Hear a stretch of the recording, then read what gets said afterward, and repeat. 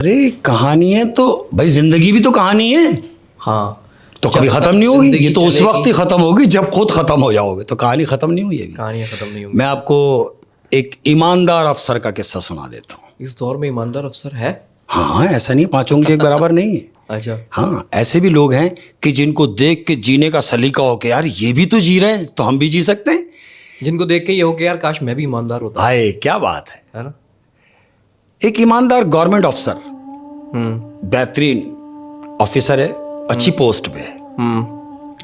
तो उसको कहीं से एक लिफाफा आता है, एक ऐसा लिफाफा कि जी आप डम करें, भारी कि आप डम कर जाएं और एक ऐसा काम कर दें जो आपने अब तक नहीं किया, यानी 2 नंबर काम। रिश्वत का लिफाफा था वो जी।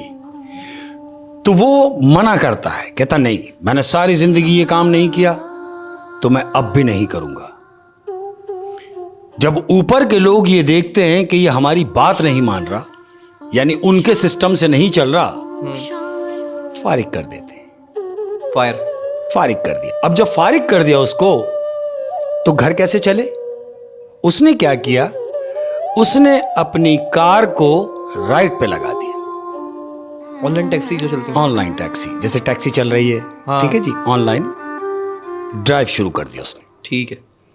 अब दिन में तो चलाता रहा। हाँ।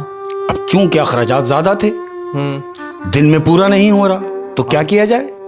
उसने सोचा कि क्यों ना मैं रात में भी चलाना शुरू कर दूं, रात में भी, ताकि बैलेंस हो जाए। अब वो रात में भी चला रहा है। हाँ। तो क्या देखता है, एक दिन रात को तकरीबन 1:30 बजे के टाइम एक राइड आती है। राइड में देखता है तो नाम लिखा है किरण मुख्तार। किरण मुख्तार जी, फीमेल है। फीमेल। ये पॉइंट पे पहुंचता है, पैसेंजर को पिक करता है और उसकी मखसूस जगह पे लेके जाता है। अब जब जगह पे लेके जाता है, गाड़ी ड्राइव हो रही है, चल रही है, कब्रिस्तान शुरू हो जाता है। जब कब्रिस्तान शुरू हो जाता है तो वो मोहतरमा से पूछता है कि आपको कितनी दूर जाना है? वो कहती है बस जरा सी दूर और। मतलब लोकेशन जो एंड हो रही है वो कब्रिस्तान के पास हो रही है। कब्रिस्तान के करीब जब गाड़ी पहुंचती है, वो कहती है बस रुक जाएं। वो गाड़ी रोकता है। कब्रिस्तान के बराबर में एक घर है, 3 मंजिला घर बना हुआ है कब्रिस्तान के बराबर में। वो कहती है आप यहां रुकें, मैं आपके पैसे भेजती हूं। वो गाड़ी में बैठ जाता है। वो खातून उतरती हैं और बजाय इसके कि वो घर में जाती, वो कब्रिस्तान में एंटर हो जाती है।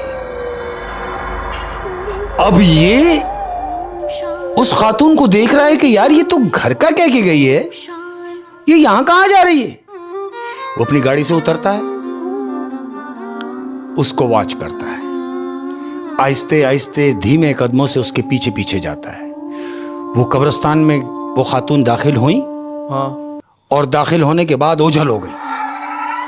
अब जब उसकी नजरों से ओझल हो गई तो वो भी कब्रिस्तान में जाके चारों तरफ उनको देखता है।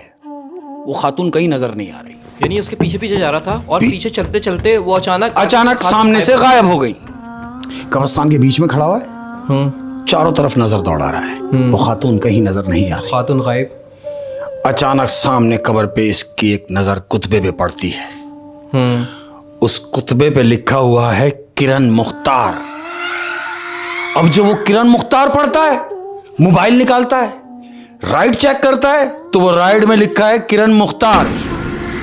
वो कुतबे को देखता है तो उस किरण मुख्तार को मरे हुए जो कुतबे की डेट बता रही है, वो डेट बता रही है 30 साल पुरानी। एक सेकंड, किरण मुख्तार जो कुतबे के हिसाब से 30 साल पहले मर चुकी है और उसी ने राइड करवाई थी। उसके साथ बैठ के आई है, कब्रिस्तान में गई है और जाने के बाद गायब हो जाती है। तो वो देख रहा है कि किरण मुख्तार की राइड थी और किरण मुख्तार इस कुतबे पे भी लिखा है। गश्त खा के गिर जाता है।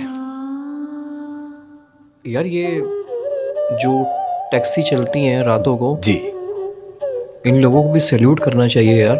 आफरीन है उन लोगों पे। किस तरह आप अजनबी लोग गाड़ी में बैठते हैं बैठते हैं और मुख्तलिफ लोगों से पाला पड़ता है। बिल्कुल पड़ता है।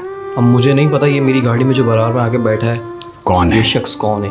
दिन में तो चले सेट हो जाता है, लेकिन रात के पहर हैं और कब्रिस्तान से गुजर है और कब्रिस्तान के पास आपको रुकवा दिया जाता है और कहा जाता है कि मैं घर से पैसे लाके देती हूँ, तो घर का बोल के उतरी जरूर है लेकिन गई कब्रिस्तान में है। कब्रिस्तान में गई तो उसने अपनी ही कब्र से मुलाकात करवा दी। किरण मुख्तार, जिसको मरे हुए 30 साल हो चुके हैं। 30 साल हो चुके हैं। ये सब हो। यार इस वाली कहानी से मैं थोड़ा डरा हूँ और ये कि मुझे मज़ा आने लगा है। एक्चुअली अगर आप मुझसे पूछे तो मुझे मज़ा आ रहा है, लेकिन ये कि जब भी हम डरावनी कहानी सुनते हैं तो सुनते वक्त हमें बहुत मज़ा आ रहा होता है। बिल्कुल। लेकिन बाद में वो कहानियों का भूत या कहानियों की चुड़ैल हमारे दिमाग में कहीं रह जाती है। हमें ऐसा लगता है कि वो अभी यहाँ है, अभी यहाँ है। बिल्कुल ऐसा ही है। ऐसा ही है। तो किसी ने ठीक कहा है कि भूत आपके घर में नहीं, आपके दिमाग में होता है। दिमाग में होता है। वाह वाह वाह, बिल्कुल ऐसा ही। हाँ शेख साहब। हाँ जी। हाँ यार कोई एक कहानी और हो जाए। एक और हो जाए।